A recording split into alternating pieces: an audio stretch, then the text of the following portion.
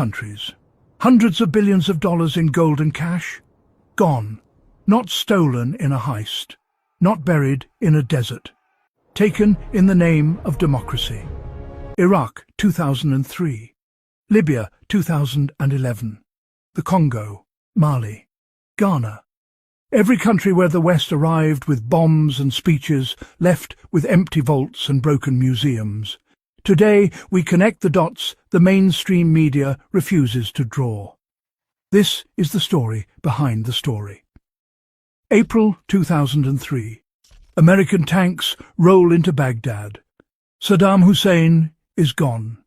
The regime has fallen. And the first thing that gets looted? Not a weapons depot, not a military base, the National Museum of Iraq, the cradle of civilization, ransacked in 36 hours. The Iraq National Museum held some of the world's most important ancient artifacts from Mesopotamia. On April 10, 2003, the first looters entered. Over the next 36 hours, these thieves ransacked the institution. The New York Times called it one of the greatest cultural disasters in recent Middle Eastern history. 15,000 artifacts. Gone. Tablets from the world's first written language, Sumerian statues, Babylonian seals, 5,000 years old. And where were the American soldiers? Defense Secretary Donald Rumsfeld rejected blame for soldiers who stood by as the looting occurred. He said at a news conference, "It is difficult to stop. Difficult to stop, but easy to watch." Now the money. In 2004, the Bush administration flew billions of dollars in cash into Iraq. The money came from Iraqi oil sales, surplus United Nations funds, and seized Iraqi assets. An audit found the United States was unable to account for $8.7 billion in Iraqi oil money. After 3 audits, $18 billion remained missing. Iraq's parliament called it a financial crime and asked the United Nations for help. Their letter stated, "All indications are that the institutions of the United States committed financial corruption by stealing the money of the Iraqi people." A theft, dressed up as liberation. Now Libya, a country sitting on Africa's largest oil reserves, a leader who had something more dangerous than weapons. He had a plan. In 2009, Gaddafi proposed that the African continent adopt the gold dinar, a new currency backed by gold, used for oil transactions on the world market. If African oil is sold in gold and not dollars, the petrodollar is finished. This was not in the newspapers. It was in Hillary Clinton's private emails. An April 2011 email to Clinton with the subject line, "France's client and Gaddafi's gold," revealed that Gaddafi held 143 tons of gold and a similar amount in silver. This gold was intended to establish a pan-African currency. France led the charge to bomb Libya. France, whose currency controlled 14 African nations. The country that stood to lose everything if Gaddafi succeeded. When Hillary Clinton visited Libya in October 2011 after Gaddafi was killed, she said on camera, "We came, we saw, he died." She was laughing. Gaddafi was dead. The gold was gone.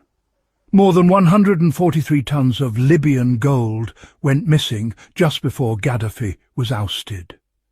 It has never been found.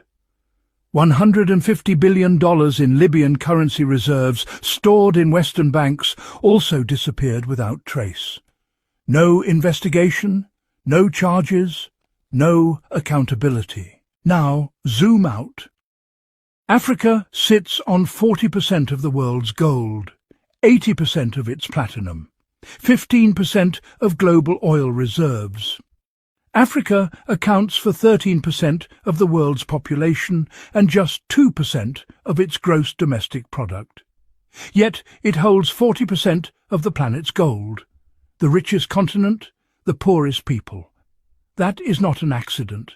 The Congo holds gold, diamonds and cobalt, the minerals inside every smartphone on the planet. If you are born in the Democratic Republic of Congo, you will be lucky to make it past age 50. The country that makes the world's technology cannot afford electricity. Look at every country the West invaded in the last 50 years. Iraq, Libya, Congo, Afghanistan, Haiti, Mali, Sudan. Ask one question. Who controlled the natural resources before? Who controls them after? In Iraq, oil production was nationalized under Saddam. After 2003, United States and British oil companies signed contracts worth hundreds of billions. In Libya, Gaddafi had begun removing oil concessions from Western companies. After 2011, those contracts were reversed. In Congo, every leader who tried to nationalize mineral wealth was removed or assassinated. The pattern is not subtle. It is a business model. Invade, destabilize, extract, call it democracy, call it humanitarian intervention, but follow the gold. The gold never lies. 143 tons of Libyan gold. Missing. $18 billion of Iraqi oil money. Missing. 15,000 artifacts from the cradle of civilization. Missing. The wealth of an entire continent, extracted for centuries, still flowing out today. The West did not go to these countries because they were dangerous. They went because they were rich. And when you understand that, you understand every war of the last 100 years differently. This is not conspiracy. This is documented. In official audits, in declassified emails, in parliamentary records, the story behind the story. Subscribe, share this video, because the gold was not lost. It was taken, and someone knows exactly where it is.